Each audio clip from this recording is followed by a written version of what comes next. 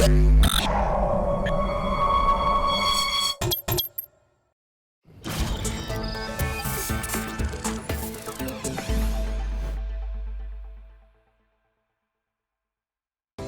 this is Les Brown. You have something special. You have greatness within you.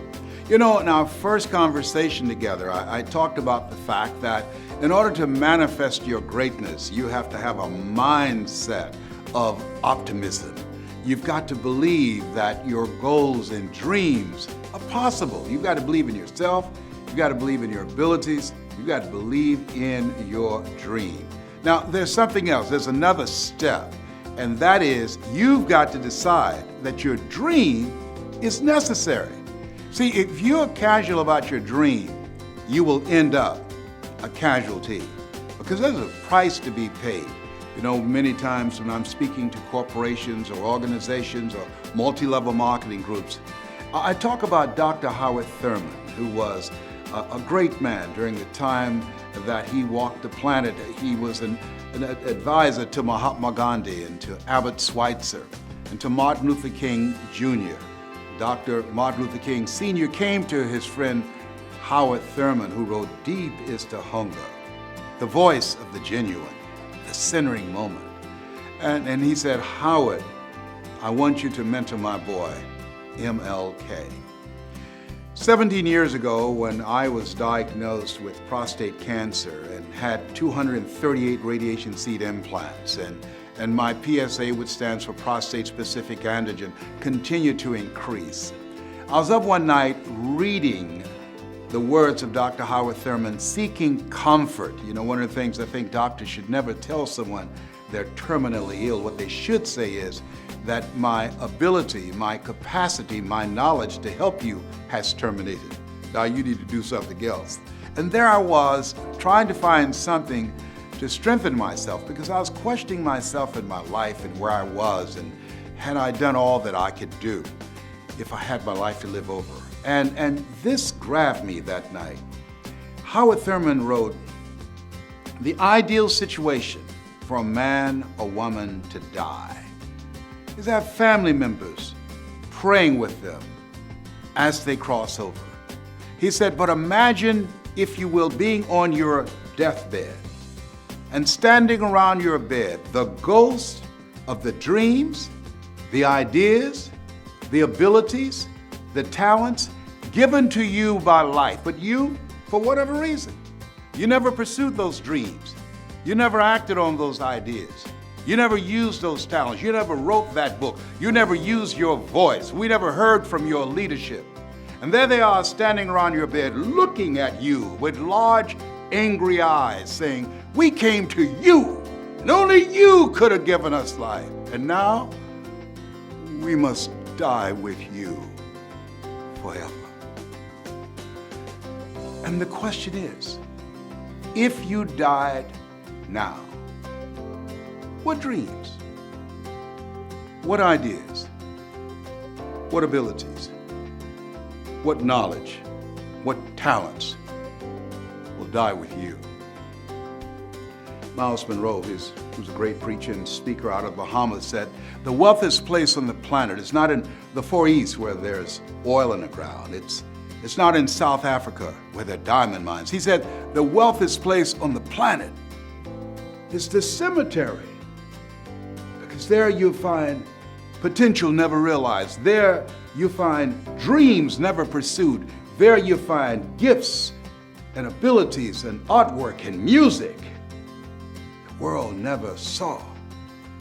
Maybe that's why Henry David Thoreau asked in a moment of anguish, "What if you live your whole life only to discover that it was wrong? Oh God, to reach the point of death only to realize that you've never lived, only to realize that you never scraped the surface of your potential." One of the things when I'm speaking to audiences, and I'm saying this to you, live full, die empty. There's something in you. You have something. There's something in you. You have greatness within you. There are gifts in you. And to prove it. You were chosen one out of 400 million sperm. God had something in mind. He said, I want you. And so as you look at your goals and look at your dreams, you've got to say to yourself, it's possible. And you've got to resolve that it's necessary. Yes, you got to decide. It's necessary. When I told my mother, Mama, when I become a man, I'm going to buy you a home. I said that, I meant that. See, in order to make your dream become a reality, you've got to make a total commitment. Now you say, well, what's the difference between being involved in a dream and commitment? Well, the next time you have bacon and eggs, look at it. The chicken was involved. The pig was committed. He had to give it all up. You got a goal, you got a dream, you've got to decide to give it all up. You've got to decide I'm all in. You've got to decide I'm willing to do whatever is required. I want you to think about your goals. I want you to think about your dream and say to yourself, my dream is necessary. And understand that there's some things that you're going to need. Mental resiliency.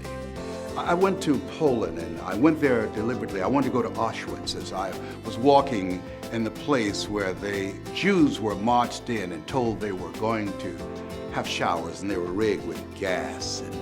And they killed over 1 million Jews there merely because they were Jews. 70% were executed. 30% had back-breaking labor to do. I can remember the eyes as I was walking down the corridors, looking at the faces of men and women. I remember seeing 2 tons of hair that they cut the hair off them and their personal belongings. And I remember the words of Viktor Frankl, and he said, the Jews that were able to survive and not lose their minds through the inexpressible cruelties of Nazism had 3 things going for them. And I think it's important when you have goals and dreams, among the things that he talked about that's very important. He said they either had some loved one that they were determined to see. Who is it that you love, that you care about, that you want to do something special for, like I wanted to do for my mother, that God took me out of my biological mother's womb and placed me in the heart of my adopted mother. I feel like Abraham Lincoln, who said, all that I am and all that I ever hope to be, I owe to my mother. Who is it? Who is that? And he said the other ones are ones who believed in God. What force do you believe in? And the third, ones who had some cause bigger than themselves. But at the end of the day, what he was talking about, he said, if you know the why for living, you got to have a reason for your goal, for your dream that's bigger than you, that it will give you mental stamina. You got to have a reason. Nietzsche said, if you know the why for living, you can endure almost any how. You should be willing to do whatever it takes. And you're going to have some tough times. You're going to go through some tough times. I remember bathing in the sink down the hall in the Penobscot building in Detroit, Michigan on the 21st floor when I was building my company. Fell on tough times. Remember hiding in a closet from the janitorial staff when they came to clean the office. We were not allowed to live in the office. See, in the good times, you put it in your pocket. The tough times, you put it in your heart. And I had to keep in mind my dream of taking care of my mother, my dream of giving my kids the option of going to the college of their choice and to be able to graduate and not be burdened with college loans. What's your why? What is it that drives you? I want to give you 5 words. As you think about your goals and dreams, that it's necessary that you write your goals down. It's necessary that you detoxify your life, that you have to look at your life and look at the people in your life. And Jim Rohn said, ask the question, what is this relationship doing to me? See, most people never live their dreams because they are saddled with too many toxic, negative, energy-draining people in their lives. You got to look at the people around you and ask, is this relationship, is it helping me to grow mentally, emotionally, financially, spiritually? On the financial part, MIT did a study. You earn within $2,000 to $3,000 of your closest friends. It's necessary, if you are serious about your dream, that you detoxify your life. Dr. Dennis Kimbrough out of Atlanta said, if you are the smartest one in your group, you need to get a new group. When I heard that, I got all the broke people out my life. Why? Because people rub off on you. John H. Johnson, who had a loan of $500 from his mother and built a $400 million empire with Ebony Magazine and Jet Magazine, fired his best friend. And the reporter asked him, why'd you fire your best friend? He said, he told me I couldn't do it. He said, hell, I didn't think I could do it. I didn't need anybody on my payroll to tell me. So you have to look at your life and say, hey, who's in my circle? Who's in my ear? It's necessary as you're serious about your goals and dreams, and that's why you're watching me right now, because we're cut from the same cloth. We're branches of the same tree. You know in your heart of hearts you can do more. You know in your heart of hearts you can have more. And it's necessary that you practice a principle of OQP, only quality people. That's it. Only quality people. That's right. You got to be selective of your relationship. There are two types of relationships. There are nourishing relationships and toxic relationships. Nourishing relationships, they bring the best out of you. They challenge you. They stretch you. They hold you accountable. They hold you to a higher standard. Toxic relationships, they drain you. So you need to do some house cleaning.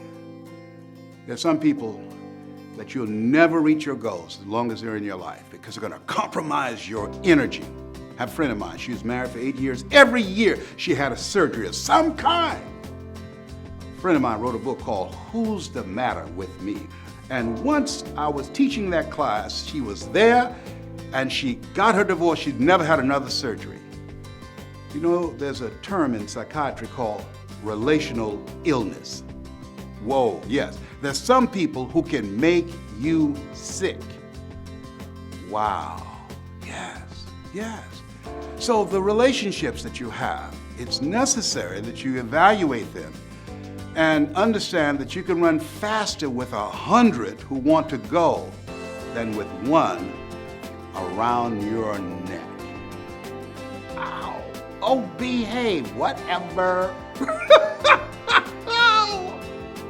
I know it's hard, but you can do it. Look at it. Listen, this is no time. The way the economy has changed, there's no time to be around flaky people. No way, Jose. Things have changed. The day is gone where you can go to college and graduate and get a job and work 40 hours a week for 40 years. That day is gone. The 40-40 plan is gone. It's never coming back again. And so, this is no time to be around slackers, okay? So it's necessary. Yeah, your dream is possible, but it's necessary that you clean up your life. Get all the negative, toxic, broke people out of your life. Les, can I change them? No. It's a full-time job changing yourself. In fact, there's some people that's so negative, they can walk into a dark room and begin to develop. Oh, behave. Whatever. I'm telling you. That's the people that you don't need to take their phone calls. They're people who are perpetually broke. They're not good for you. I'm telling you what I know. Now, here's something else. You must believe a dream is possible. You've got to decide that it's necessary that you surround yourself with supportive, collaborative, achievement-driven relationships. And here's something else. 5 words that changed my life and will change your life. Former President John F. Kennedy decided to take on the most ambitious goal in the history of the world. He said that we're going to the moon. His goal was to beat the Russians there. He made the decision, even though they did not have computers, the technology, didn't even have a budget, didn't know how much it would cost, didn't know what was required in order to make it happen. But he called a news conference and spoke to the world and made the decision to do it on 5 words. And those 5 words, when you decide that your dream is possible, when you decide your dream is necessary, those 5 words will empower you to create a life that will make you proud. He looked to his right to one of the most brilliant scientists of that time and said, "What will it take for us to go to the moon?" And everybody was looking for graphs and being there for weeks or months if necessary to figure it out, to argue back and forth. What will it take for us to go to the moon? I remember as a kid, we used to say, "You got as much chance of doing that as a man going to the moon." It was considered impossible. And yet the President of the United States at that time spoke to the world and made a bold proclamation. We're going to the moon in 10 years based upon and encouraged by 5 words. And here are the words.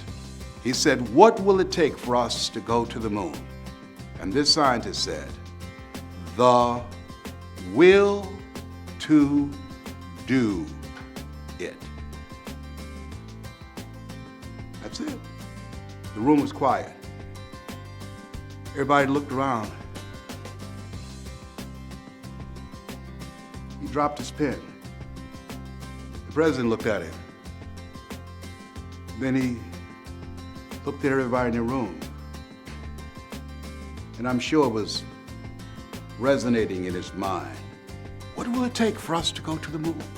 The will to do it. What will it take for you to change your life? The will to do it. What will it take for you to overcome a dismal prognosis that a doctor said you've got 6 months to live? The will to do it. What will it take for you to reinvent yourself? If you've been on a job for 25 or 30 years and they come to you after you've moved your family, you've spent time away from your family and sacrificed for this job and gave them your best, and they said, "We're going in another direction." The will to do it. What will it take when you've gone through bankruptcy? You've lost your home, you've gone through foreclosure. The will to do it. What will it take for you when you've been stripped of everything? When you tried to reach your goal and you tried it when you were young and you tried it 5 different times and the world looked at you and you failed, and then at 64, Diane decided, because she had the will to do it, to swim from Cuba to Key West without a shark cage. How did she do that? She had the will to do it. When she came up on shore, she said, "Never give up on your dream. You're never too old to pursue your dream." And it might appear to be a solo act, but it's teamwork. See, if you have the will to do it, to get the negative people out of your life, to be willing to hold on to your dream through the tough times. You know, Marion White said in life, when you don't have enough courage and insight to know that you have outgrown a situation and life will move on you. I think that a lot of people have been laid off. They've outgrown those jobs, and life stepped in, said, "I have something else for you." Where are you in your life? Where are you in your dream? I'm saying to you, you have gifts in you. I'm saying to you, forget about your years and your years will forget about you. I'm saying to you, if you're watching me from a hospital bed, if you're sleeping in your car, if you're in a homeless shelter, if you've lost your job, if you woke up one day and ask yourself, what am I doing here? I never thought this would happen to me. Or someone you thought that you would be with for the rest of your life when you took the oath until death do us part, and they looked at you and said, I don't want to do this anymore. How do you come out after that when someone you love dies? When I saw my mother take her last breath, I remember as a kid we say, I want to die before Mama. Me too, Wesley. because we didn't think we could handle it. How did we come through it? And you lose a loved one. My best friend Boo, I thought we would grow old to be old men together, and he's gone. Together since second grade. How do I go out and motivate and inspire people? 17 years. Cancer is in my body trying to take me out. How do you do that, Les? My staff, how can you continue to laugh and be like a little kid? You're a little Mickey Mouse watch. I was speaking to a group in Fort Lauderdale, forgot my belt, and I was speaking to this audience. I was rushed downstairs because a speaker didn't come in, and I forgot I didn't have my belt, and I moved suddenly, and my pants fell down to my ankle, and I stood before this audience and looked down and looked at them, and I had on my Mickey Mouse underwear. So I had to stoop down and pick my pants up, and I kneeled by a table and continued my speech until somebody brought me a belt. How did you do that? I spoke for 35 minutes on my knees near a table because I had the will to do it. You got dreams, you want to do something with your life, stuff's going to happen. It's called Murphy's Law. What do you mean by that? If anything can go wrong, it will. And at the worst possible moment, the doctor looked at me and said, "You've got cancer." I said, "Can you give me a second opinion?" He said, "And you're ugly too."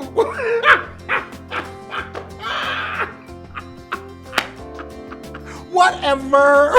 Let me tell you something. You have something special. You have greatness within you. Don't underestimate yourself. I want you to keep in mind, what is it you want to do with your life? If you're willing to stand on these 5 words, the will to do it. That's available to you. My favorite book said, "Whosoever will, let him come." You have something special. Your dream is possible. You've got to decide your dream is necessary. My name is Les Brown. I'm Mrs. Mamie Brown's baby boy. You've got something special. You've got greatness in you. That's my story, and I'm sticking to it.